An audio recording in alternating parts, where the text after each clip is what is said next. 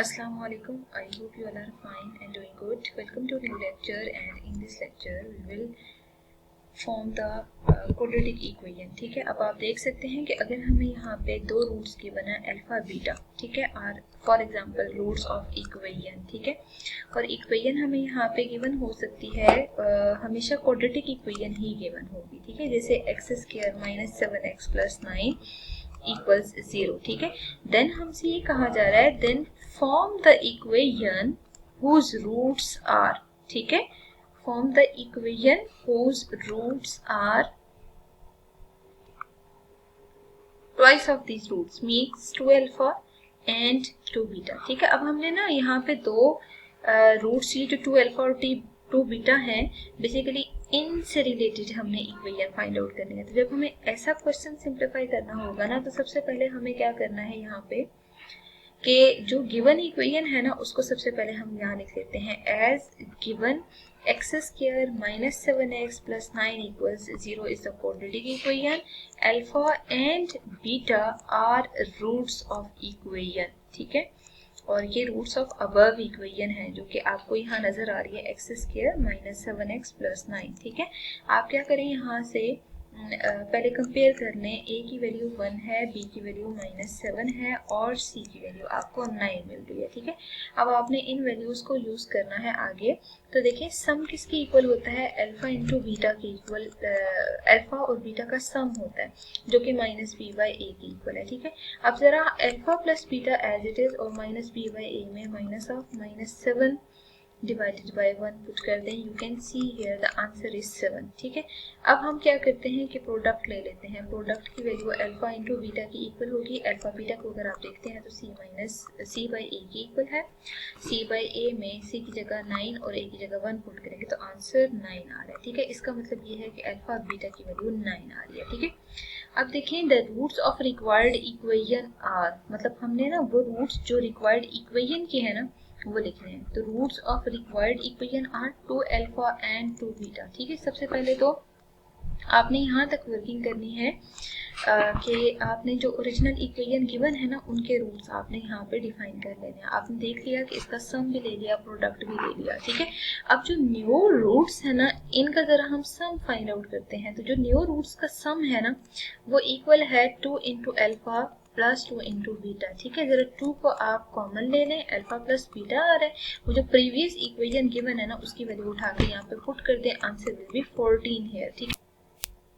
Product में हमें 2 alpha और 2 बीटा को आपस में जैसे पहले प्लस किया था ना, अब इसी प्लस की जगह हमने यहाँ पे मल्टीप्लाई का साइन यूज करना है, ठीक है, क्योंकि हमें मल्टीप्लाई करना है। जब मल्टीप्लाई करेंगे तो you can see here 4 alpha beta आ रहा है। अल्फा बीटा की वैल्यू उठा के आप प्रीवियस से पुट करें, आंसर विल बी 36, ठीक है।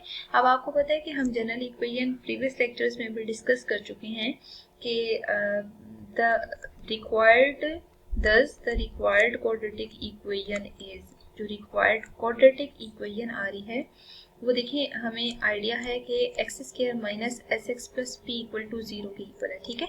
तो ये जो क्वाड्रेटिक इक्वेशन रिक्वायर्ड है आप सबसे पहले उसको इन जनरल फॉर्म में लिख लें, x square minus sx plus p equals 0 आ रही है, ठीक है। अब देखिए हम प्रीवियस सम भी निकाल चुके हैं, प्रोडक्ट भी निकाल चुके हैं। This is sum, this is product. ये जो सम और प्रोडक्ट की वैल्यूज आ रही है ना उनको आप एस और पी की जगह पुट कर दें। सम 14 आ रहा था, प्रोडक्ट 36 आ रहा था, और ये जो इक्वेशन आ रही है बेसिकली वो न्यू इक्वेशन है जो कि उन रूट्स को डिफाइन कर रही थी, ठीक है।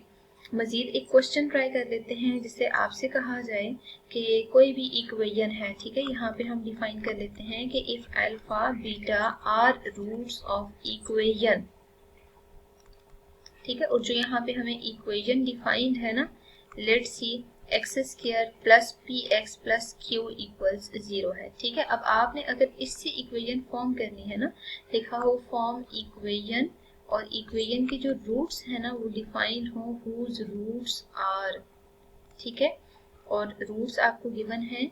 जैसे पहला वाला पार्ट हम ले लेते हैं अल्फा स्क्वायर और बीटा स्क्वायर, ठीक है। देखिए हर क्वेश्चन में आपकी पहली वर्किंग ये होनी चाहिए कि अगर अल्फा बीटा रूट्स हैं गिवन इक्वेशन के, ठीक है, alpha beta are roots of equation x square plus p x plus q equal to 0। तो फर्स्ट ऑफ ऑल आपने क्या करना है, यहाँ से सम भी निकाल लेना है, प्रोडक्ट भी। तो यहाँ पे इस इक्वेशन में सम क्या आएगा, माइनस बी बाई ए। तो थोड़ा मैं डायरेक्ट सॉल्व कर रही हूँ, अल्फा प्लस बीटा की value minus b by a is 1, तो माइनस पी के इक्वल आ जाएगी। ठीक है, तो आप यहाँ पे अल्फा प्लस बीटा लिख देंगे, माइनस पी के इक्वल आ रहा है।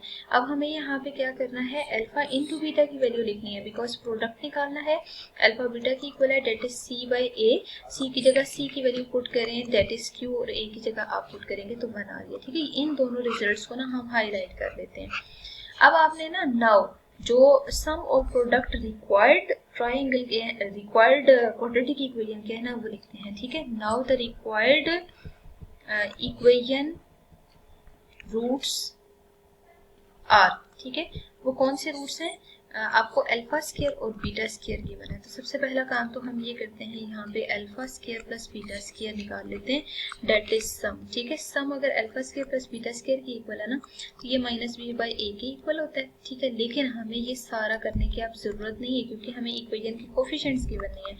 आप क्या करें कि अल्फा स्क्वायर और बीटा स्क्वायर में 2 अल्फा बीटा टर्म ऐड कर लें और सब्ट्रैक्ट भी कर लें। देखिए फायदा हमें क्या होगा, first 3 terms alpha plus beta whole square formula बन रही हैं, और ये term as it is alpha into beta और अल्फा प्लस बीटा की वैल्यू जो प्रीवियस निकाल चुके हैं माइनस पी एंड क्यू, वो दोनों यहाँ पे रिप्लेस करते हैं। ठीक है, जब आप रिप्लेस करेंगे तो minus P square minus 2q answer आ रहा है। ठीक है, ये आपने निकाला है सम। अब हमें प्रोडक्ट चाहिए, तो देखिए प्रोडक्ट में हमें क्या करना है, सिंपली अल्फा स्क्वायर और बीटा स्क्वायर को मल्टीप्लाई करना है। तो जरा इसको चेक करें, अल्फा बीटा का होल स्क्वायर बनेगा।